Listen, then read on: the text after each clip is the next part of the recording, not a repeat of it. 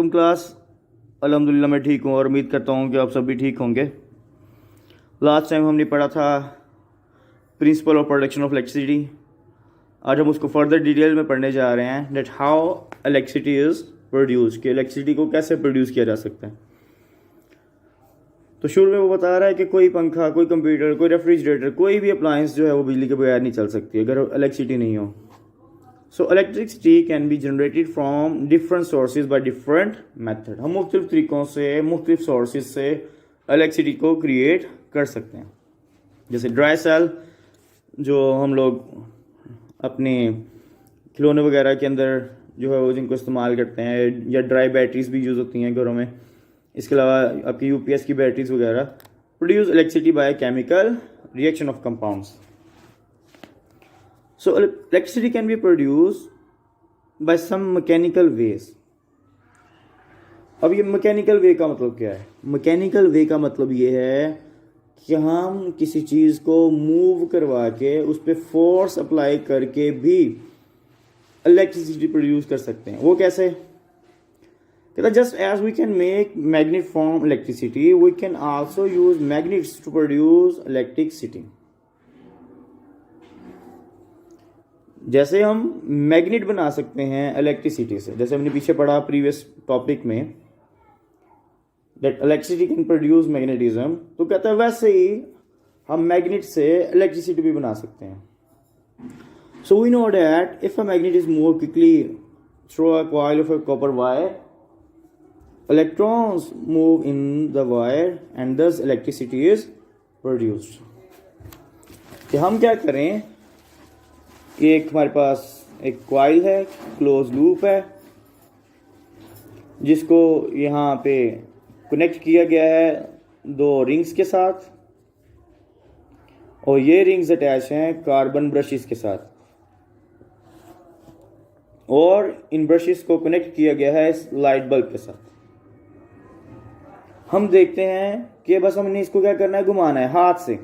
इस कॉइल को हम हाथ से या किसी और मैकेनिकल सोर्स से जब हम इसको घुमाएंगे तो इसके घूमने से हमें नज़र आता है कि जो लाइट बल्ब है, जो बल्ब है वो रोशन हो जाता है, उसमें बिजली आ जाती है।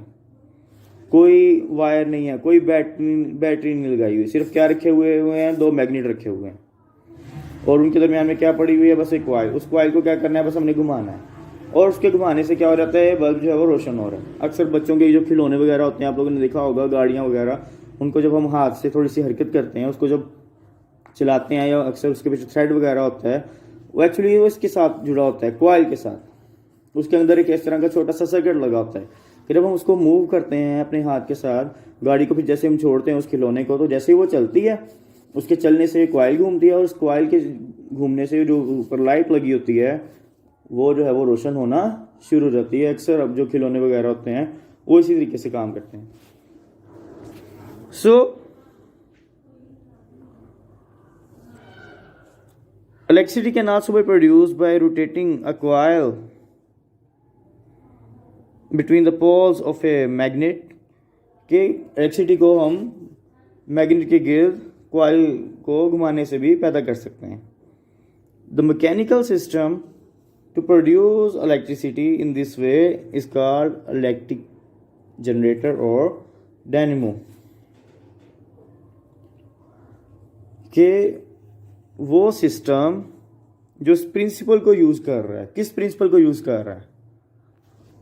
इस प्रिंसिपल को यूज़ कर रहा है कि उसके गिर्द मैग्नेट्स पड़े हों और कॉइल हो, और कॉइल को घुमाने से, अब कॉइल को घुमाने के लिए कोई सोर्स चाहिए। सोर्स गैस भी हो सकता है, क्योंकि जनरेटर गैस से भी चल सकता है।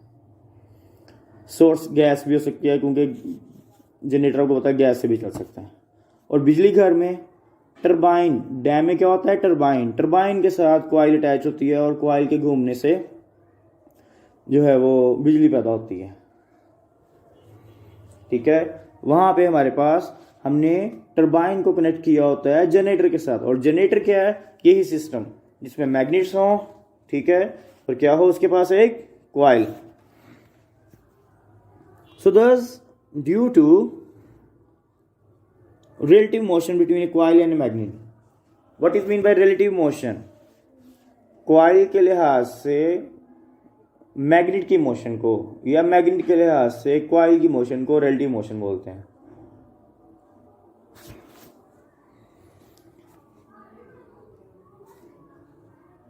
Relative motion mean motion with respect to someone, motion with respect to someone, motion of coil with respect to magnets।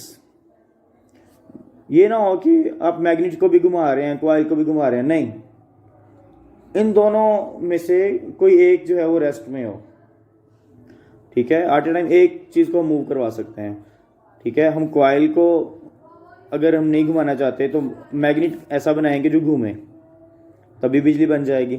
या मैग्नेट अगर रेस्ट में है तो कॉइल को घुमाएं तब भी बिजली बनेगी। लेकिन दोनों को घुमाने से ऐसा नहीं होगा, क्योंकि जब दोनों मोशन में होंगे तो उनकी जो रिलेटिव मोशन हो जाएगी वो ज़ीरो हो जाएगी। तो किसी एक को रेस्ट में रखना है हमने, ताकि रिलेटिव मोशन जो है वो रहे। तो relative motion between coil and magnet, electric current starts to flow through the coil which can be connected to an external circuit. ठीक है, जैसे हम इसको घुमाएंगे, इसको एक्सटर्नल सर्किट के साथ जुड़ा हुआ है, एक्सटर्नल सर्किट से जो हमारे पास क्या आ जाएगी, बिजली आना शुरू हो जाएगी। कहते हैं direction change again and again after an equal interval of time, क्योंकि आपको नज़र आ रहा है कि इसके साथ दो रिंग्स अटैच हैं, ब्रशेज़ हैं, ये घूमता रहेगा। तो हर टाइम इंटरवल के बाद, हर चक्कर के बाद, हर टर्न के बाद इसकी जो कनेक्टिविटी है, जो इसकी डायरेक्शन वो क्या हो जाएगी, चेंज हो जाएगी, क्योंकि इसकी डायरेक्शन चेंज होती रहती है। इसी वजह से इसको अल्टरनेटिंग करंट बोलते हैं, मतलब बदलता हुआ करंट। उसके बाद ये कि हम करंट की प्रोडक्शन है उसको कैसे बढ़ा सकते हैं। एक छोटा सा जो खिलौना है उसके अंदर भी यही सिस्टम यूज़ हो रहा है। एक डैम जिसमें टरबाइन लगी हुई है, जिसके साथ जनरेटर अटैच है, उसके अंदर भी यही प्रिंसिपल यूज़ हो रहा है। तो कैसे हम अपनी करंट की जो प्रोडक्शन है उसको बढ़ा सकते हैं, ये तीन चीज़ें हैं हमारे पास। तो या तो आप क्या करें, बड़े मैग्नेट ले लें, या इसके जो कॉइल के नंबर ऑफ टर्न्स हैं वो क्या कर दें, बढ़ा दें, या जो कॉइल की और मैग्नेट के लिहाज से जो मोशन है, जिसको रिलेटिव मोशन कहा था, वो बढ़ा दें। इन तीनों को बढ़ाने से हम इलेक्ट्रिसिटी को बढ़ा सकते हैं। आज के लिए इतना काफ़ी है क्लास। अपना ख्याल रखिएगा। अल्लाह हाफिज़।